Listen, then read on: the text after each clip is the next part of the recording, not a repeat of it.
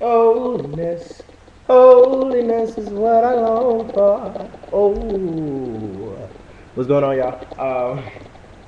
I just want to talk a little bit because I've been singing like in the past 15 videos. I don't even know my voice anymore. But I'm still here. You know, I'm still chugger. You know, just a little bit older, a little bit wiser. Mustache ran away. I gotta go find who's took it. But anyway, so I was at church the other day, and we were getting ready to go. And you know how it is when you getting ready to go. Sermon was over. Invitation to discipleship was over. Right hand of fellowship, all that was over.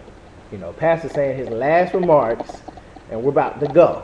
And I'm sitting there in my mind like, get right, church, and let's go home. Oh, you know, I'm happy. And so he's winding it down. Then this older lady comes up the aisle, whispers in the pastor's ear, tears in her eyes. And I'm like, oh my goodness, this is about to take an extra 30 minutes. You know, so pastor stops the whole service. He's like, yep. Lily Mae just came up to me and told me that she has a problem with lateness. She has a lateness spirit. All her life she has been late. Her mother has been late. She struggles with it, and now it's gotten to the point where her daughters struggle with it. And so people are out there thinking like, oh my God, oh why? You know, nobody's reacting like I'm expecting. Because I'm sitting there like, for real? You mean you gonna stop service because you don't know how to get your butt up and be on time for anything? That ain't no spirit. That's just called being black. You know, why don't church people stop being so doggone deep and set their clocks 10 minutes early so we can get something started on time? I don't understand. That's what my parents did. We sitting there at Center Baptist. We live an hour from our church, and we were the first ones there waiting on everybody else like this. You know, we didn't believe in being late. If we were going to be late anywhere, we didn't go. You know, talking about being late. You got to be punctual. See, people be sitting there. I'm sorry. I'm going to get spiritual later. But right now, I'm ready. But we'll be sitting there, and this is how black people do. Oh, I got to be there at 3? Okay. I got to be out the house by 3:45. No! I mean 2:45. No. You're going to have to be there by 2:45. That means you have to leave the house at 2:15. See, you're sitting there preparing and not accounting for traffic, wrecks. You know, if somebody wants to stop and talk to you, because you know how black folk are. Whenever you go anywhere, and somebody want to talk, or you got to get gas, or you got to get something to eat, but you don't account none of that in your commute. You just think about how long it's going to take you according to the GPS system without any traffic lights if you go 10 miles above the speed limit. That is no way to live, black people. Be on time. I don't understand how you do it. Be on time. I don't care how far anything is from your house. I don't care if it's 5 minutes. Leave 30 minutes early. Am I blowing your mind right now? Am I? But anyway, this woman with her non-deep self goes up, she's in tears, talking about she struggles with the lateness spirit.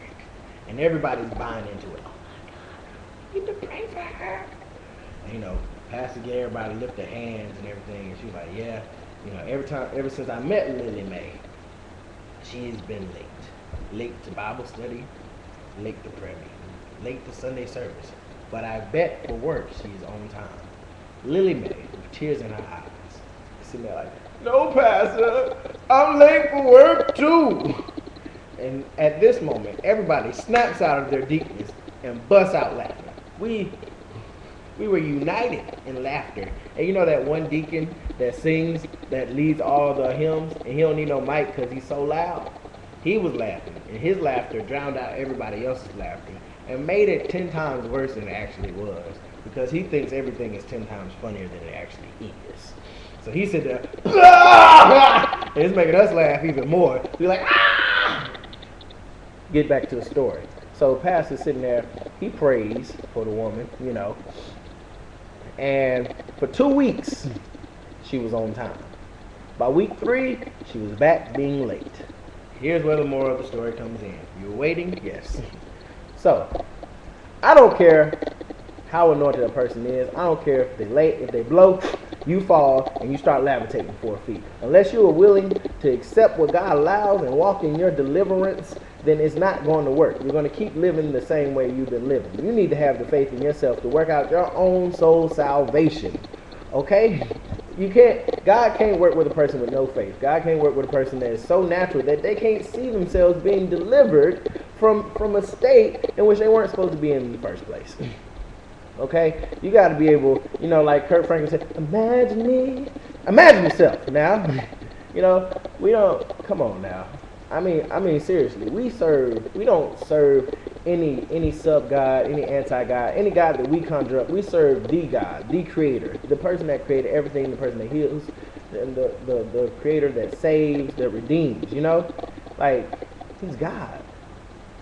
Where's your faith? I don't care if it don't make sense. If I say I want to grow 4 inches, then I should be able to pray and believe that I'm going to grow 4 inches. I know that sounds extreme, but, hey, it might sound extreme to you because you're natural. You got to thinking like, this is God. You can't, how you going to try to pray somebody out of cancer? How you going to try to pray for somebody with kidney failure? And you can't even pray yourself to be on time? Are you serious? Come on now. Come on. I'm sorry. Get it together, Kingdom, please. Sugar out.